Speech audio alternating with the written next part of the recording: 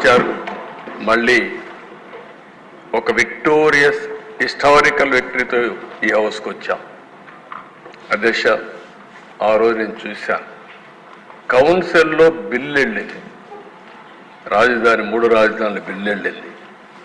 కౌన్సిల్లో బిల్లు వెళితే ఎంత దుర్మార్గంగా ప్రవర్తించారంటే, కౌన్సిల్ చైర్మన్ పనిచేయకుండా చేసి గొడవలు చేస్తూ ఉంటే నేను విజిటర్స్ గ్యాలరీలో కూర్చొని ధైర్యాన్ని ఇవ్వడానికి అక్కడ సభ్యులకు వెళ్ళే పరిస్థితి తీసుకొచ్చారు. అంటే ప్రజాస్వామ్యం ఎంత అపహాస్యమైందో దాన్ని బట్టి మనకు అర్థమవుతుంది. ఇంకో పక్క దిశ, ప్రభుత్వ కక్ష సాధింపు చర్యలకు ఆయుధంగా పోలీసులు మారిపోయారు.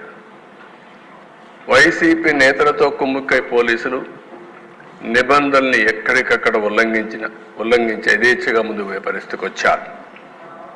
ఎంత దుర్మార్గం అంటే, ఎవరైనా వీళ్ళు చెప్పినట్టు వినకపోతే పోస్టింగ్స్ ఉండవు.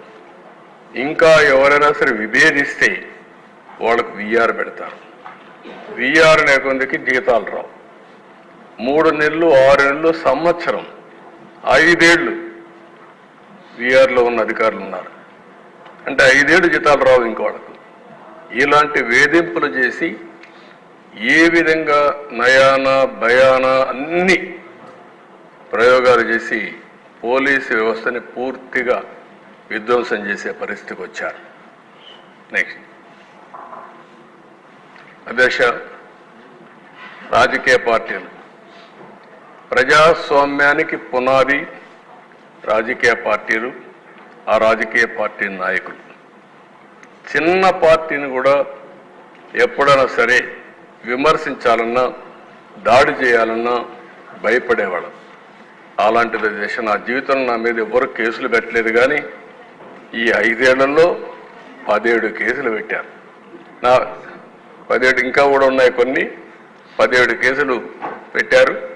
ఇంకొక పక్క ఒక కేసు అయితే నా మీద తెలంగాణ సమైక్య ఆంధ్రప్రదేశ్ ఉన్నప్పుడు బాబ్లీ విషయంలో మేము పోయినప్పుడు ఒక కేసు పెట్టారు తప్ప, అది కూడా పబ్లిక్ కోసం పోయినప్పుడు ఎక్కడ నాకు చిన్నప్పటి నుంచి కేసులు లేవు. కానీ వీళ్ళు వస్తానే 17 కేసులు పెట్టే పరిస్థితికి, చీటికి మాటికి కేసులు పెట్టే పరిస్థితికి వచ్చారు. జెడ్ కేటగిరీ ఉంటే మా ఇంటి పైన డ్రోన్ ఎగరేస్తారు. ఎల్జీ పాలిమర్ గ్యాస్ లీకేజీ పోవాలంటే విశాఖపట్నాన్ని తిరిగి పంపిస్తారు. చలో ఆత్మకూరు పోవాలంటే ఇంటికి గేటుకు తాళ్లు కట్టి నిర్బంధిస్తారు. ఎక్కడా నన్ను కదలనీయకుండా చేశారు. ఇకపోతే పవన్ కళ్యాణ్ గారు, ఆయన మీద 7 కేసులు పెట్టారు. రాజకీయ కార్యకలాపాలు పరిమితం చేసి వెంటనే అవన్నీ కూడా ఏం చేయకుండా చేసి వెంటనే విశాఖపట్నం నుంచి వెళ్ళిపోమని నోటీస్ ఇచ్చి మరీ పంపించారు. బలవంతంగా హోటల్ నుంచి వెకేట్ చేసి బయట వెళ్ళే వరకు వెంటాడారు. వైసీపీ నేతలు వాళ్ళ యొక్క మాటలు చూసే దేశ, ఇది ఒక ఫోటో. ఆయన కోపం వచ్చి ఏదైతే నన్ను అరెస్ట్ చేసే మునుపు నేరుగా వస్తా ఉంటే వీళ్ళు అడ్డం పడితే రోడ్డు మీదనే పడుకొని నిరసన తెలియజేసే పరిస్థితికి వచ్చామంటే ప్రజాస్వామ్యంలో ఎంత దారుణంగా ఉందో మనం అర్థం చేసుకోవాల్సిన అవసరం ఉంది. ఇవన్నీ అధ్యక్ష, ఆ తాళ్ళుగడ్డ అన్నీ మీకు చూపించాం. నెక్స్ట్, ప్రతిపక్ష రాజకీయ పార్టీలు అణచివేసేదానికి మీరు చూస్తే ఇక్కడి నుంచి బోండా ఉమా గారు ఉన్నారు. ఇంకో పక్క ఆనాటి ఎమ్మెల్సీ బుద్ధా వెంకన్న మాచర్లకు వెళ్ళారు. కిషోర్ అని ఒక అడ్వకేట్. అక్కడ ఎలక్షన్ జరుగుతున్నాయి.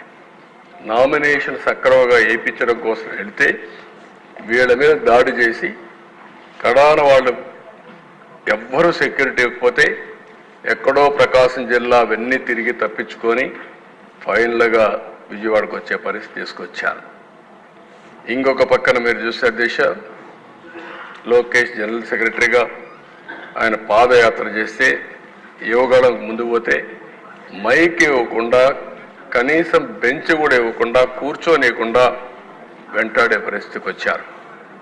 రాజమండ్రిలో గోదావరి వంతెన మూసేశారు. ఇది కొత్త విధానాలకు శ్రీకారం చుట్టారు. ఇష్టానుసారంగా చేసే పరిస్థితికి వచ్చారు. ఇక్కడ Disha JC Prabhakar Reddy, highest number of cases. 43 అంటున్నారు, ఇప్పుడు 66 అంటున్నారు. అవన్నీ కూడా దగ్గర చాలా కేసులు పెట్టే పరిస్థితికి వచ్చారు. పల్లా శ్రీనివాసరావు ఆస్తిని మీరు చూస్తే నిర్మాణంలో ఉన్న భవనాన్ని జీవీఎంసీ కూల్చేసే పరిస్థితికి వచ్చారు. అవన్నీ అట్రాసిటీ చేశారు కాబట్టి మన ఎలక్షన్లో హైయెస్ట్ మెజారిటీ స్టేట్లో వచ్చిందంటే పల్లా శ్రీనివాస్కి వచ్చే పరిస్థితి వచ్చింది. అంత మునుపు మన పవన్ కళ్యాణ్ గారు కూడా అక్కడ పోటీ చేశారు కాబట్టి అది కూడా ఆయనకు ఉపయోగపడింది. ఇద్దరు మెజారిటీ, బ్రహ్మాండమైన మెజారిటీ వచ్చే పరిస్థితి వచ్చింది. శ్రీమతి ఆదిరెడ్డి భవాని కుటుంబం చిట్ ఫండ్ వ్యాపారం, ఆ వ్యాపారాన్ని దెబ్బతీయడానికి వాళ్ళ మామైనటువంటి అప్పారావుని మన ఎమ్మెల్యే రాజమండ్రి వీళ్ళని అరెస్ట్ చేసే పరిస్థితికి వచ్చారు, జైల్లో పెట్టే పరిస్థితికి వచ్చారు. పత్తిపాటి పుల్లారావు ఎన్నికల్లో అడ్డంకులు సృష్టించడం కోసం ల్యాండ్ పోలింగ్ కింద ఒక ఇది ఉంటుందని మీరు చేసి కొడుకును అరెస్ట్ చేసే పరిస్థితికి వచ్చారు. ఇంకొక పక్కన పులివెందల్లో ప్రతిపక్ష నాయకుడి పైన, ఈరోజు ప్రతిపక్ష నాయకుడు కూడా కాదు, ఆనాటి ముఖ్యమంత్రి పైన పోటీ చేసిన అభ్యర్థి రవీంద్రనాథ్ రెడ్డి కేసు పెట్టి జైల్లో పెట్టారు. ధూళిపాల నరేంద్ర సంఘం డైరీలో అవకతవకలు జరగకపోయినా జరిగినాయని కేసులు పెట్టి జైల్లో పెట్టే పరిస్థితికి వచ్చారు. కోన రవికుమార్ ప్రభుత్వ అధికారులపై దాడి చేశారని కేసులు పెట్టారు. చంద్రమోహన్ రెడ్డి ఫోర్జరీ కేసు నమోదు చేసి ఆ కేసు మీద ఆయన దేశంపై అరెస్ట్ చేసే పరిస్థితికి వచ్చారు. అదృష్టవశాత్తు అరెస్ట్ కాకుండా బయట వచ్చాడు. గౌతు శిరీష, పంచమర్తి అనురాధ, శ్రీమతి భవాని, ఆదిరెడ్డి భవాని సోషల్ మీడియాలో ఎన్ని అసభ్యకర ఇది పెట్టాలని అన్నీ పెట్టారు. కానీ ఎన్నిసార్లు చెప్పినా యాక్షన్ కూడా తీసుకోలేని పరిస్థితి. నెక్స్ట్ అధ్యక్ష, ఎంత దారుణంగా చేశారంటే ఇక్కడే స్పీకర్గా పనిచేసినటువంటి కోడెళ్ల శివప్రసాదరావు అందరూ కూడా ఆయన్ని పల్నాడు పులిగా పిలిచేవారు, అందరికంటే ధైర్యస్తుడిగా పిలిచేవాళ్ళు. అలాంటి వ్యక్తి మీద 18 కేసులు పెట్టారు. నేను అడుగుతున్నా, ఏదో ఫర్నిచర్ని ఆయన మిస్యూజ్ చేశాడని